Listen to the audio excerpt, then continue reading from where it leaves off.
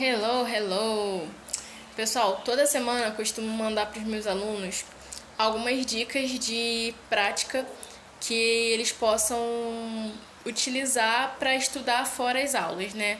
Geralmente pode ser algum texto em inglês, algum áudio com texto incluído em inglês. Esses textos às vezes vão com algum quiz para fazer um teste de compreensão do listening. Além disso, eu envio alguns vídeos e, enfim, coisas que sejam possíveis de rapidamente serem estudadas no final de semana ou 5 minutinhos durante o dia, durante qualquer dia da semana. E aí eu pensei de, além disso, trazer leiturinhas aqui na minha página em inglês, de livros em inglês que sejam bons pra gente praticar. Então eu pensei de vir primeiro com esse livro, The Bottle, O Diabo da Garrafa, que é de uma edição da editora, deixa eu ver aqui, da editora Record.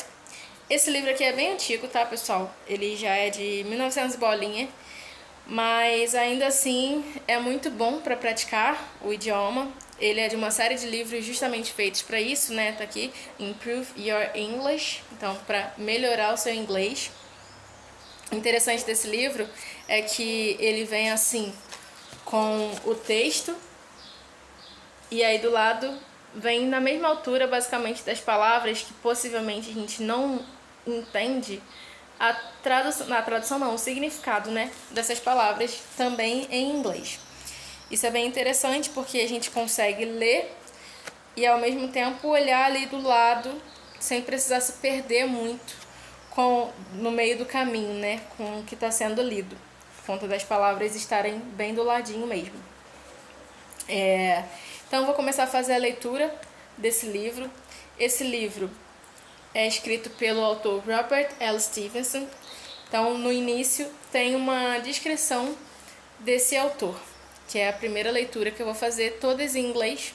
E eu espero que ajude vocês aí a praticar um pouquinho o listening e também se interessarem pela história. Então vamos lá. Robert Louis Stevenson, born in Edinburgh in 1850 and died in Samoa in 1894, was a Scottish novelist, essayist and poet. He began his career writing essays, travel books and short stories. Examples: An Island Voyage from 1878, Travel with a Donkey in the Cevennes from 1879, Virginibus Purisci from 1881, and New Arabian Nights from 1882. He first achieved popularity and success with the novel Treasure Island from 1882. An adventure presented with much skill, atmosphere, character, and action. In 1886, he published another famous novel, The Strange Case of Dr. Jekyll and Mr. Hyde, a story of mystery and suspense centered on the theme of split personality. In the same year, a historical novel, Kidnapped, was published. In August 1887, Stevenson set out for America, and in 1888 he sailed with his wife to the South Seas, where he spent the rest of his life. His last works are set in the Polynesian world, The Island Nights Entertainments from 1893, which included also our short story The Bottle Imp, this book, and in the South Seas from 1896. After his death, 2 unfinished novels were published, Weir of Hermiston from 1896 and St. Ives or St. Eves, I don't know exactly, from 1898. Weir of Hermiston is regarded as Stevenson's masterpiece. Stevenson may be attributed the initiation of a new phase of Romanticism. His subject matter was romantic and his method of treatment was realistic. He thus reverses the procedure of sensation novelists who took realism as their subject matter and presented it in a romantic way. Besides prose, Stevenson also wrote some remarkable poetry, the best of which is collected in the works A Child's Garden of Verses from 1885 and Underwoods from 1887. So here we start with the bottle imp story. So let's start the bottle imp. There was a man of the island of Hawaii, whom I shall call Kiwi. For the truth is, he still lives, and his name must be kept secret. But the place of his birth was not far from Honolulu, where the bones of Kiwi the Great lie hidden in a cave. This man was poor, brave, and active. He could read and write like a schoolmaster. He was a first-rate mariner besides, sailed for some time in the island steamers, and steered a whale boat on the Hamakua coast. At length it came in Kiwi's mind to have a sight of the great world and foreign cities, and he shipped on a vessel bound to San Francisco. This is a fine town, with a fine harbor, and rich people uncountable. And in particular there is one hill which is covered with palaces. Upon this hill Kiwi was one day taking a walk with his pocket full of money, viewing the great houses upon either hand with pleasure. What fine houses these are, he was thinking, and how happy must those people be who dwell in them, and take no care for the morrow. The thought was in his mind when he came abreast of a house that was smaller than some others, but all finished and beautiful like a toy.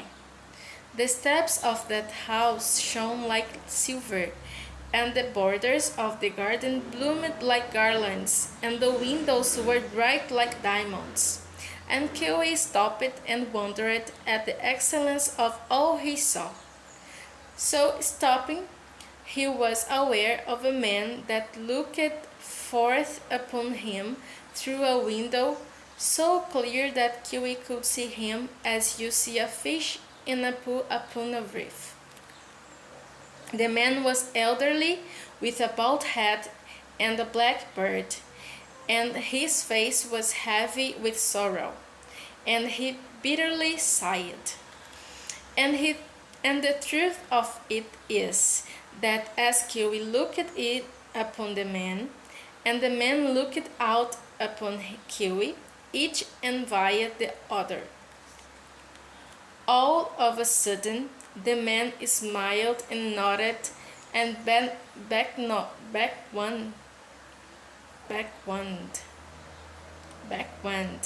This is good. I don't know this word. Called with a movement of his hand, like doing this backward. And backward. Okay, again. All of a sudden, the man smiled and nodded and beckoned Kiwi to enter. Yes, like this. And met him at the door of the house. "This is a fine house of mine," said the man, and bitterly sighed. "Would you not care to view the chambers?" So he led Kiwi all over it, from the cellar to the roof, and there was nothing there that was not perfect of its kind, and Kiwi was astonished. "Truly," said Kiwi, "this is a beautiful house. If I lived in the like of it, I should be laughing all day long. How comes it then that you should be sighing?" "There is no reason," said the man, "why you should not have a house in all points similar to this, and finer, if you wish. You have some money, I suppose." "I have $50, said Kiwi, "but a house like this will cost more than $50. The man made a computation. I'm sorry, you have no more, said he, for it may rise your trouble in the future, but it shall be yours at $50. The house? asked Kiwi. No, not the house, replied the man, but the bottle. For I must tell you, although I appear to you so rich and fortunate, all my fortune and this house itself and its garden came out of a bottle not much bigger than a pint. This is it. Okay, I'm going to stop here and then we come back from here.